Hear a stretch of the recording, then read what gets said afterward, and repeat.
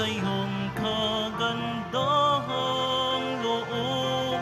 Mga sala ko'y iyong linisin ayon din sa pag-ibig mo sa akin.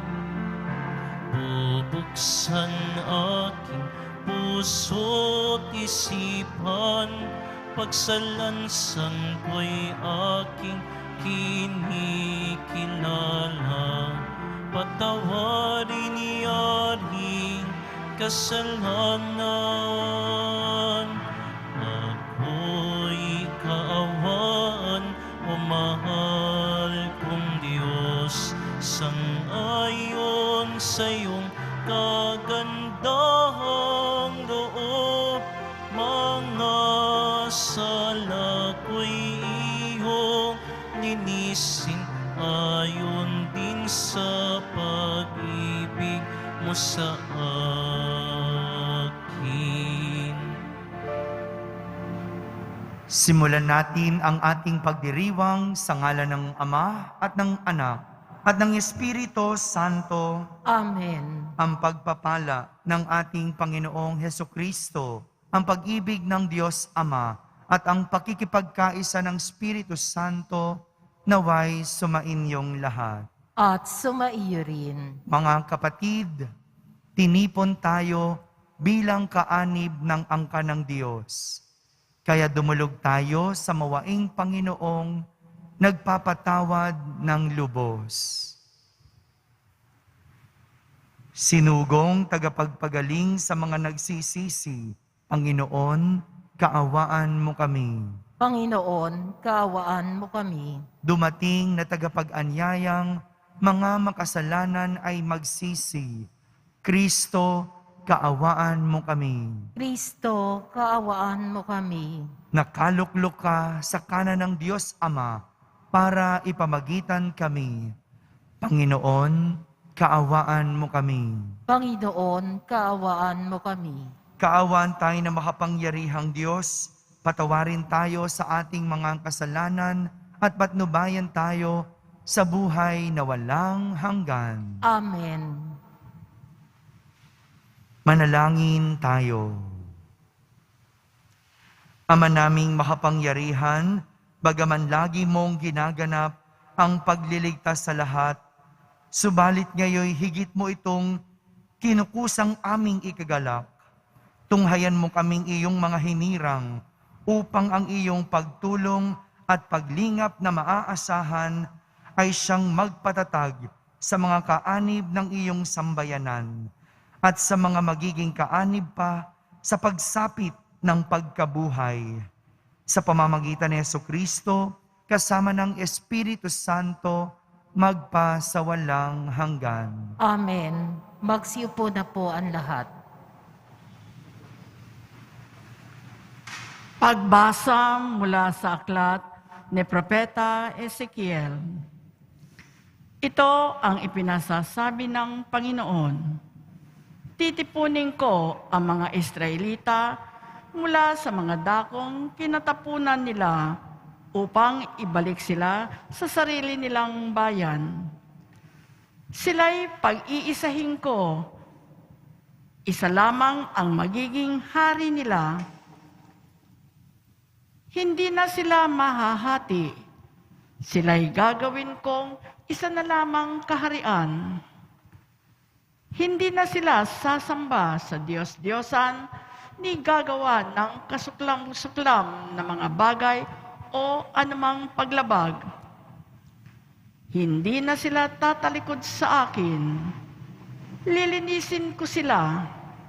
Sila ang magiging bayan ko at ako ang magiging Diyos nila. Isang tulad na lingkod kong si David ang magiging hari nila. Susundin na nilang mabuti ang aking mga utos at tuntunin.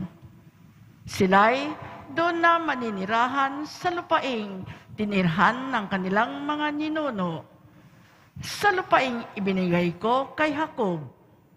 Sila at ang kanilang mga anak at magiging anak ng mga anak ay doon maninirahan habang panahon.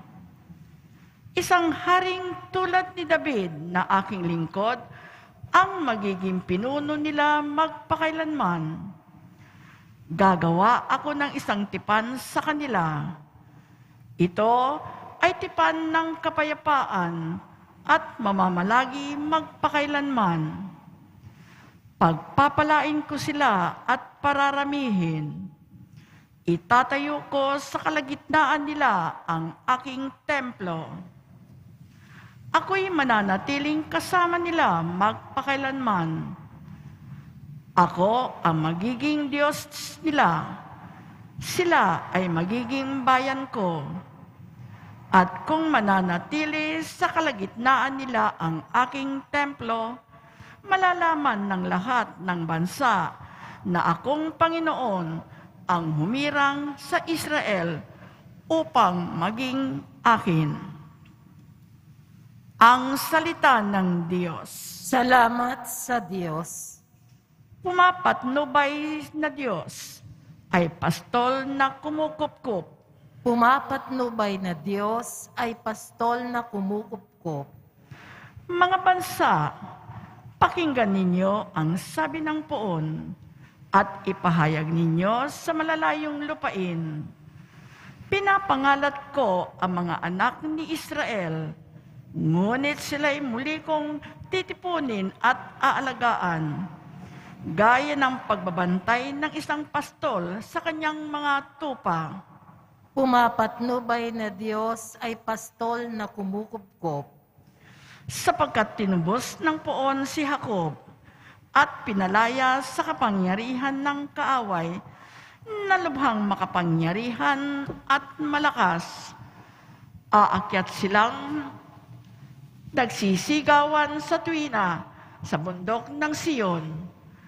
Tigip ng kaligayahan dahil sa mga pagpapala ng poon. Pumapatnubay na Diyos ay pastol na kumukupkup. Kung magkagayon, sasayaw sa katuwaan ang mga dalaga, makikigalak pati mga binata't matatanda. Ang kanilang dalamhati ay magiging tuwa. Papalitan ko ng kagalakan ang kanilang kalungkutan. Pumapatnubay na Diyos ay pastol na kumukupkup. Magsitayo na po ang lahat.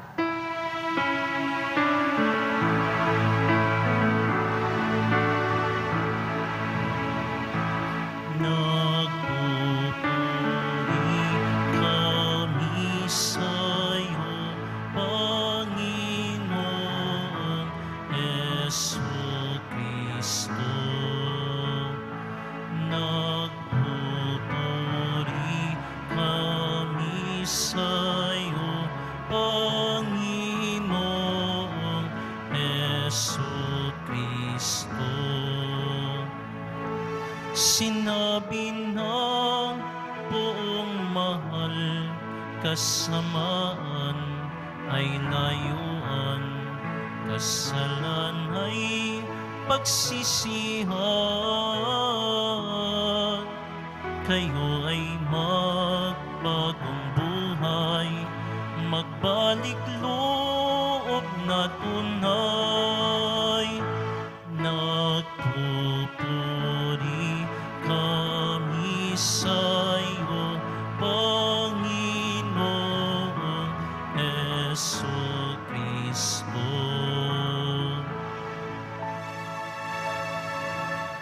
Sumainyo ang Panginoon. At sumaiyo rin. Ang mabuting balita ng Panginoon ayon kay San Juan. Papuri sa iyo, Panginoon.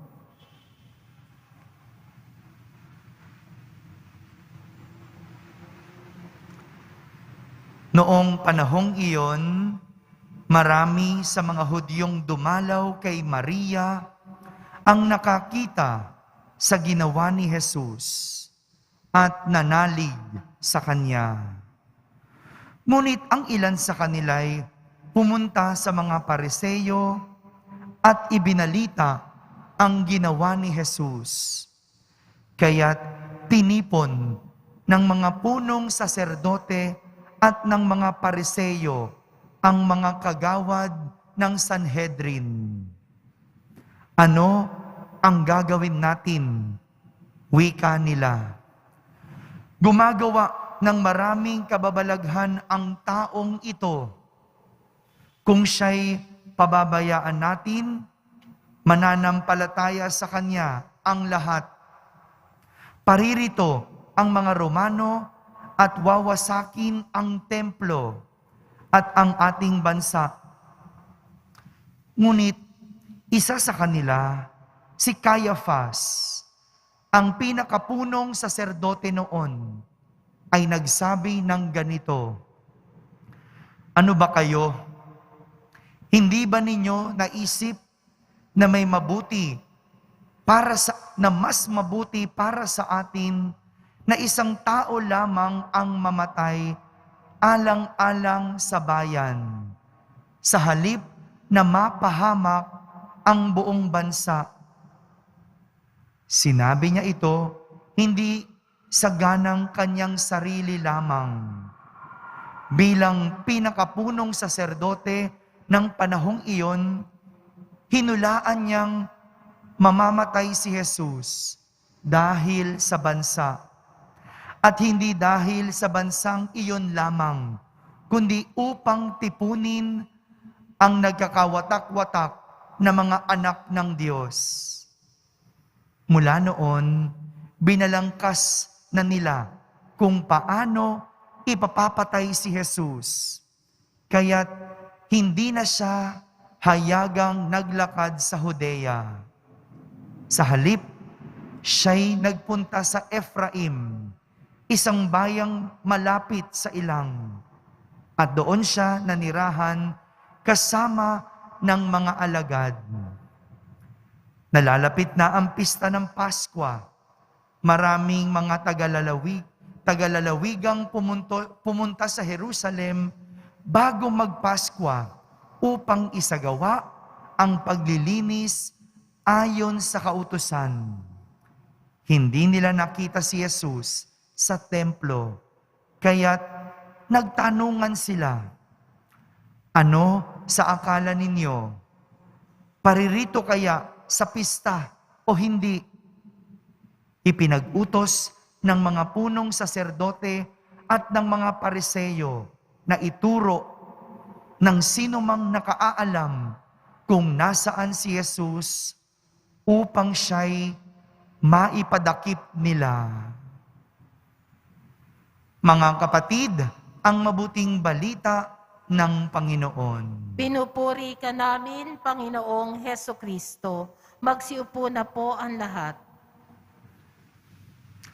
Mas mabuti para sa atin na isang tao lamang ang mamatay alang-alang sa bayan, sa halip na mapahamak ang buong bansa.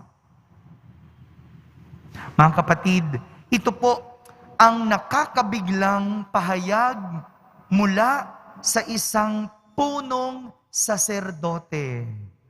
Mas mabuting mamatay ang isa, maghirap ang isa, kaysa buong bansa. Nakakabigla, una, dahil ang hirap unawain, paanong ang isang taong simbahan ay makapagsasalita tungkol sa kapahamakan ng isang tao. Parang hindi akma ng isang taong simbahan ay naghahangad ng masama sa kapwa kahit pa kapalit ng kaligtasan ng lahat. Hindi pa din maganda ang maghangad ng masama kahit pa sa kaligtasan ng lahat. Pangalawa, kailanman hindi pwedeng maging sagot ang kapahamakan sa kahit anong problema. Hindi pwedeng maging sagot ang kasamaan sa kahit na anong problema. Noon kasi, marami ang naniniwala kay Jesus, marami nang sumusunod at nananampalataya kay Jesus. Kakatapos lang kasi ni Jesus na buhayin si Lazaro. Biruin mo, isang namatay, binuhay. Sino ba naman ang hindi pa maniniwala? Sino ba naman ang hindi mamamangha? Ito po ang dahilan kung bakit galit na galit ang mga Pariseyo. Ngunit ito din ang dahilan kung bakit hindi nila mapadakip si Jesus. Maraming naniniwala kay Jesus, kaya galit ang mga Pariseyo. Pero maraming naniniwala kay Jesus, kaya hindi nila makuhang ipadakip si Jesus.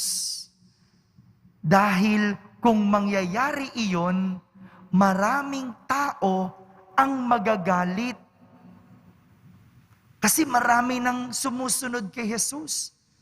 Tapos, ipapapatay nila si Jesus. Marami ang magagalit. Pero kung hindi naman nila gagawin yun, magagalit ang mga Romano at kukunin ang lahat ng mayroon sila, pati na ang templo. Wala na palang dahilan para magdasal sa Diyos. Meron ng Jesus. Parang ganun. Kaya naman, yun ang naisip ng punong saserdote na si Caiaphas. Mas mabuting si Jesus ang patayin kaysa magdusa ang marami. Mas mabuti pang si Jesus na lang ang isakripisyo kaysa magdusa ang lahat. Ang sakripisyo hindi nagmumula sa ibang tao. Ang sakripisyo nagmumula sa sarili. Kung gusto ni Jesus mamatay para sa lahat, ito ay dahil sa kanyang sariling desisyon. Pero hindi kailanman pwedeng maging desisyon ng iba para kay Jesus. Ganon yun. Kaya hindi pwedeng kamatayan ang maging kasagutan para hindi magdusa ang lahat. At hindi pwedeng manggaling iyon sa isang tao, sa ibang tao, at higit sa lahat, sa isang taong simbahan. Kailanman, ang kasamaan ay kasamaan. Kaya dapat maging malinaw na hindi ito pwedeng maging solusyon o kasagutan sa anumang problemang pinagdadaanan. May ilan sa atin, para lang makaalpas sa problema, kasamaan ang naiisip na kasagutan. Dahil ayaw maputulan ng kuryente, magja-jumper. Dahil ayaw maghirap, mandadaya. May sakit ang mahal sa buhay, kaya magnanakaw o kaya mang-hold up. Para pumasa sa board exam o sa isang exam, mangungopya. Para lang wag mabuking, magsisinungaling. Di ba ganito minsan? Ganito ang ilan sa atin kapag oras ng kahirapan, sa kasamaan kumakapit. Ganito yung nais ni Caiaphas. Kaysa marami ang maghirap, si Jesus na lang ang patayin. Kaya naman, sa ating unang pagbasa, Isang paalala sa atin na anuman ang ating pagdadaanan, ang Diyos ang may kasagutan. Sa anumang ating pagdadaanan, ang Diyos ang may kasagutan. Parang mga Israelita na nagmula sa lupain ng kanilang pinagtapunan. Sa kabila ng hirap ng kanilang sitwasyon at pinagdadaanan, unti-unti silang titipunin ng Diyos, aalisin at pag-iisahin. Mayroong inihahanda ang Diyos para sa kanilang mga naghihirap. Isang lugar kung saan matatapos ang kanilang pagdurusa. Ganito ang kasagutan ng Diyos. Mayroong plano ang Diyos. Mayroong inihahanda ang Diyos. Pero may pahabol na paalala si Jesus. Mangyayari lang ang planong ito kung susunod ang mga tao sa kaniyang utos. Kaya't bawal ang sumuway at bawal ang magpasaway dahil ang paalala ng Diyos ibibigay, matutupad ang plano kung susunod at hindi susuway ang tao sa mga utos. Dahil kung hindi, masisira ang plano. Mga kapatid, kaya't huwag mawalan ng pag-asa, lalo na ang mga nagdurusa. Sa anumang hirap na pinagdadaanan, hindi kailanman sagot ang kasamaan. Basta't sundin lang ang Diyos. At ang kasagutan sa lahat ng hirap, sigurado matatagpuan. Amen. Magsitayo po ang lahat.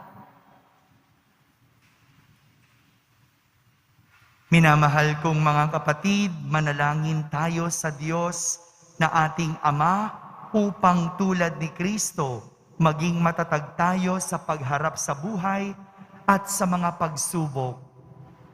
Ating sambitin sa bawat panalangin, Ama, gawin mo kaming kalugod-lugod na handog sa iyo. Ama, gawin mo kaming kalugod-lugod na handog sa iyo. Ang mga hindi Kristiyano, naway makakilala kay Jesus na namatay para sa lahat. Manalangin tayo. Ama, gawin mo kaming kalugod-lugod na handog sa iyo. Ang mga Kristiyanong napahiwalay, naway mag-ukol ng higit na pagtatalaga ng sarili sa ekumenismo. Manalangin tayo. Ama, gawin mo kaming kalugod-lugod na handog sa iyo. Ang mga may kapangyarihan, naway mag-alay ng sarili sa pagtataguyod ng katotohanan at katarungan. Manalangin tayo. Ama, gawin mo kaming kalugod-lugod na handog sa iyo. Ang lahat ng Katoliko, naway makadama na sila ay may natatanging kaugnayan sa isa't isa dahil sa iisang pananampalataya. Manalangin tayo. Ama, gawin mo kaming kalugod-lugod na handog sa iyo. Sa katahimikan, ating ilapit sa Diyos ang ating mga pansariling kahilingan at mga pinagdadaanan.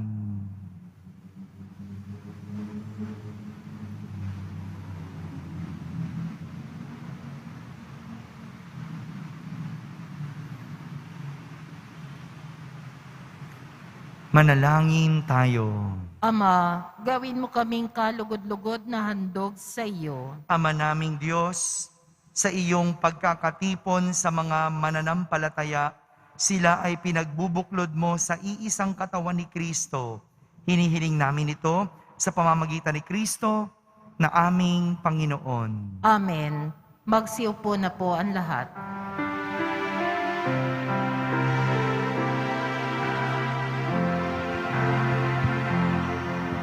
Sa'yo, Ama, aming handog, ang tinapay at alak na ito, handog ng iyong bayan, sumasamot,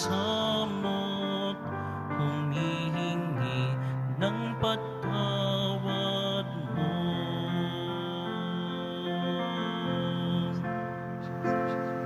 Sa pagsunod sa utos mo,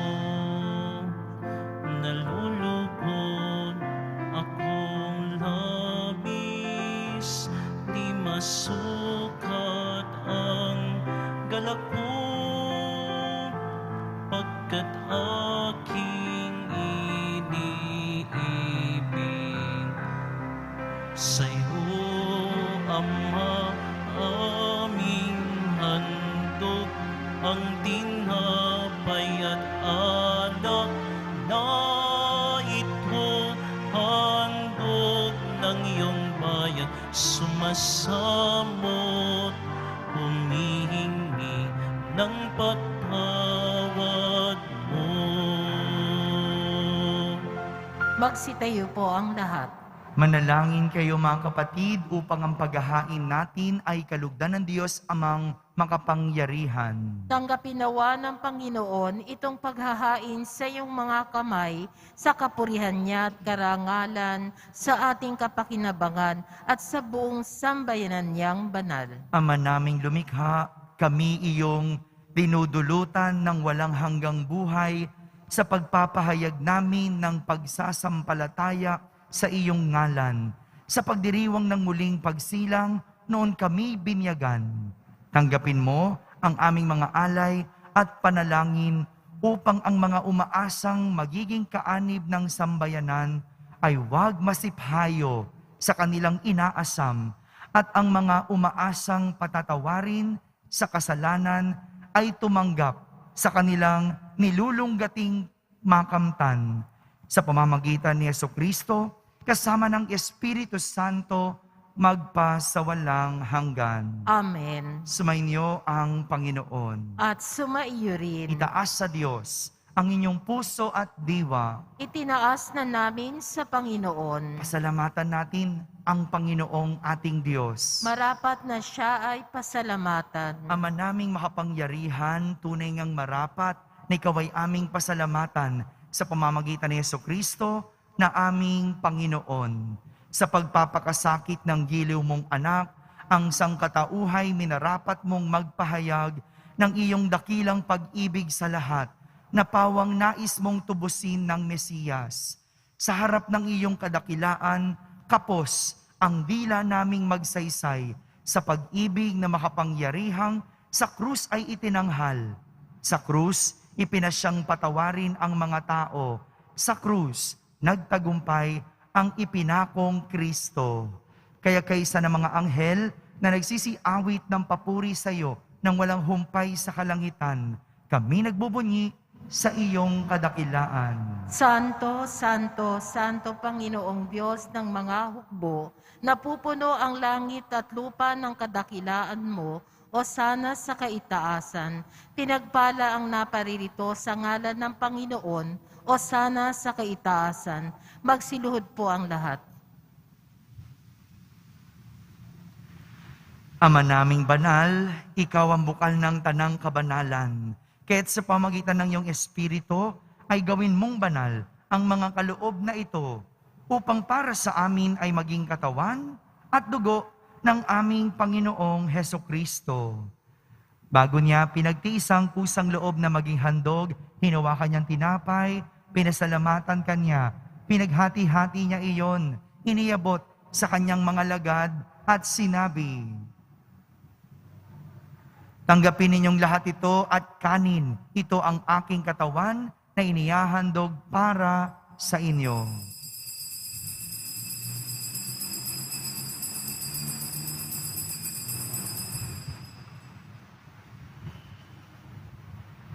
Gayon din naman, nung matapos ang hapunan, hinawakan niyang kalis, muli kanyang pinasalamatan. Iniabot niya ang kalis sa kanyang mga alagad at sinabi, "Tanggapin ninyong lahat ito at inumin. Ito ang kalis ng aking dugo, ng bago at walang hanggang tipan. Ang aking dugo na ibubuhos para sa inyo at para sa lahat, sa ikapagpapatawad ng mga kasalanan. Gawin ninyo ito sa pag-alaala sa akin."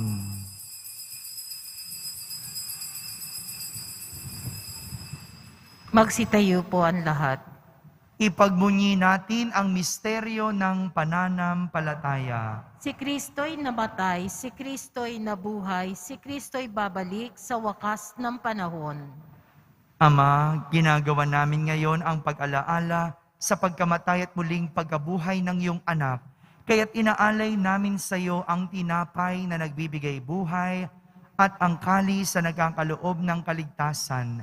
Kami nagpapasalamat dahil kami iyong minarapat na tumayo sa harap mo para maglingkod sa iyo. Isinasamo namin kaming magsasalo-salo sa katawan at dugo ni Kristo ay mabuklod sa pagkakaisa sa pamamagitan ng Espiritu Santo. Ama, lingapin mo ang iyong simbahang laganap sa buong daigdig. Puspusin mo kami sa pag-ibig kaysa ni Francisco na aming Papa, ni Jose na aming Obispo at ng Tanang Kaparian. Alalahanin mo rin ang mga kapatid naming nahimlay na may pag-asang sila'y muling mabubuhay. Gayon din ang lahat ng mga pumanaw. Kaawan mo sila at patuloyin sa iyong kaliwanagan. Kaawan mo at pagindapating kaming lahat na makasalo sa iyong buhay na walang wakas. Kaysa na mahal na Birheng Maria na Ina ng Diyos, ng kabiyak ng puso niyang si San Jose, kaysa ng mga apostol at ng lahat ng mga banal na namuhay dito sa daigdig ng kalugod-lugod sa iyo. May pagdiwang nawa namin ang pagpupuri sa kararangal mo sa pamamagitan ng iyong anak na aming Panginoong Hesukristo. Sa pamamagitan ni Kristo, kasama niya at sa Kanya, ang lahat ng parangal at papuri ay sa iyo, Diyos Amang makapangyarihan, kasama ng Espiritu Santo, magpa sa walang hanggan. Amen. Sa tagubilin ng mga nakahagaling na utos at turo ni Jesus na Panginoon natin at Diyos, ipahayag natin ng lakas loob. Ama namin, sumasalangit ka. Sambahin ang ngalan mo, mapasa amin ang kaharian mo, sundin ang loob mo dito sa lupa para nang sa langit. Bigyan mo kami ngayon ng aming kakanin sa araw-araw at patawarin mo kami sa aming mga sala para nang pagpapatawad namin sa nagkakasala sa amin. At huwag mo kaming ipahintulot sa tukso at iadya mo kami sa lahat ng masama. Hinihiling namin kami iadya sa lahat ng masama, pagkalooban ng kapayapaan araw-araw, iligtas sa kasalanan at ilayo sa lahat ng kapahamakan. Samantalang aming pinananabikan ang dakilang araw ng pagpapahayag ng tagapagligtas naming si Hesukristo. Sapagkat iyo ang kaharian at ang kapangyarihan at ang kapurihan magpakailanman. Panginoong Hesukristo, sinabi mo sa iyong mga apostol, kapayapaan ang iniiwan ko sa inyo, ang aking kapayapaan ang ibinibigay ko sa inyo. Tunghayan mo ang aming pananampalataya at huwag ang aming pagkakasala. Pagkalooban mo kami ng kapayapaan at pagkakaisa ayon sa iyong kalooban, kasama ng Espiritu Santo, magpa sa walang hanggan. Amen. Ang kapayapaan ng Panginoon ay laging sumainyo. At sumaiyo rin. Magbigayin kayo ng kapayapaan sa isa't isa. Kapayapaan po para sa lahat. Kordero ng Diyos na nag-aalis ng mga kasalanan ng sanlibutan, maawa ka sa amin. Kordero ng Diyos na nag-aalis ng mga kasalanan ng sanlibutan, maawa ka sa amin. Kordero ng Diyos na nag-aalis ng mga kasalanan ng sanlibutan, ipagkaloob mo sa amin ang kapayapaan. Magsiluhod po ang lahat. Ito ang kordero ng Diyos. Itong nag-aalis ng mga kasalanan ng sanlibutan. Mapalad ang mga inaaniyahan sa kanyang piging. Panginoon, hindi ako karapat-dapat na magpatuloy sa iyo, ngunit sa isang salita mo lamang ay gagaling na ako. Ang katawan ni Kristo, Amen.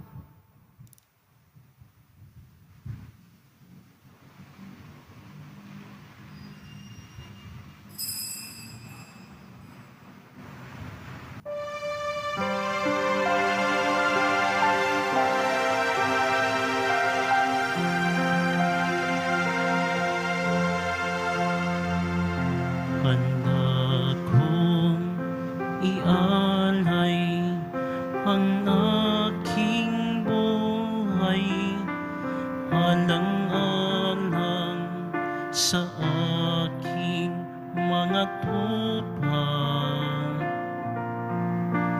Handa kong ibuwis ang lahat ng sa akin, alang-alang sa iyong kaligtasan. Batid ko kung sino ikaw, akong pastol mong sa'yo'y nag-alaga. Batid mo rin kung sino ako, na nagmamahal sa iyong lubos. Handa kong ialay ang aking buhay, alang-alang sa aking mga tupa.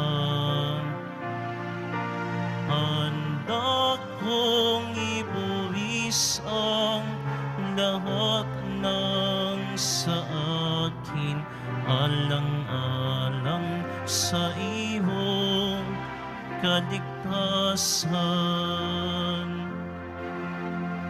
Kahit na mawalay sa aking piling, ikaw ay aking hahanapin. At kapag ika'y natagpuan, pauwi sa balikat ko'y ipapasan. Handa kong ialay ang aking buhay, alang-alang sa aking mga tupa. Handa kong ibuwis ang lahat ng sa akin, alang-alang sa iyong kaligtasan. Huwag na sanang lumayo sa aking pastulan. Ako ang iyong pastol na nagmamahal sa'yo. Mainam ang aking handog na batisan, ang buhay ko'y kaloob, alang-alang sa'yo, alang-alang sa'yo. Aking mahal.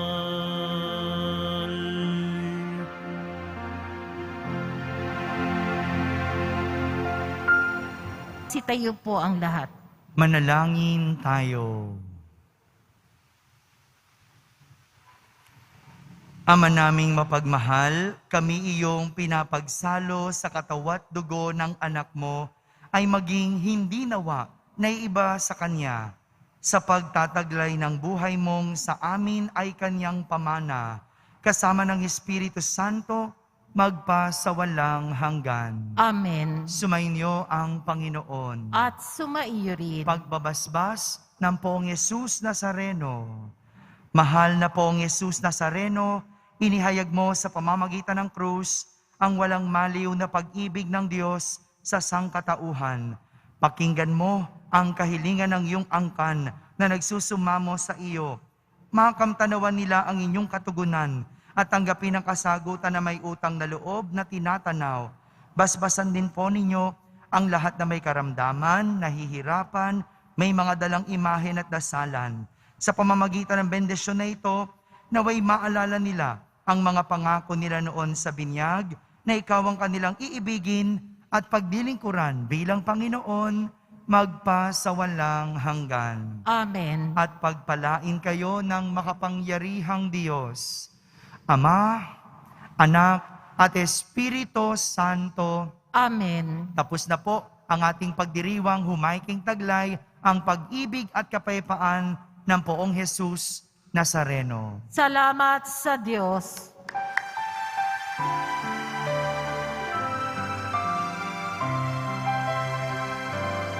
Nuestro Padre Jesús Nazareno, sinasamba ka namin, pinipinto ka namin, aral mo ang aming buhay at kaligtasan. Nuestro Padre Jesús Nazareno, iligtas mo kami sa kasalanan. Ang krus mong kinamatayan ay sagisag ng aming kaligtasan.